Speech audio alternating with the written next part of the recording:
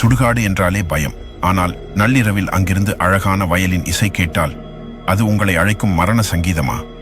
யாருமில்லாத சுடுகாட்டில் இசைக்கருவிகள் தானாக இயங்குமா? இந்த மர்மக் கதையின் பின்னணியில் இருக்கும் உண்மை உங்களை நடுங்க வைக்கும். நான் ஏன் இதை சொல்றேன்னு புரிஞ்சுக்கணும்னா ஸ்கிப் பண்ணாம கேளுங்க.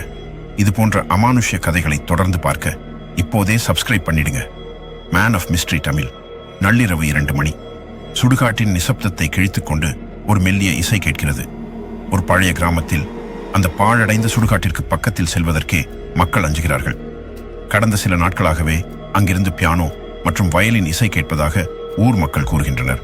ஆச்சரியம் என்னவென்றால் அந்த இடத்தில் எந்த இசைக்கருவியும் கிடையாது, மனித நடமாட்டமும் கிடையாது. இசைப்பிரியரான ஒரு முதியவர் இறந்த பிறகுதான் இந்த சத்தம் கேட்கத் தொடங்கியதாக சொல்லப்படுகிறது. அவர் தன் இசையை முடிக்காமல் இறந்ததால் அவரது ஆவி இன்றும் அங்கே வாசிப்பதாக நம்பப்படுகிறது. இது மனதின் பிரமையா அல்லது உண்மையிலேயே இறந்தவர்கள் இசைக்கிறார்களா?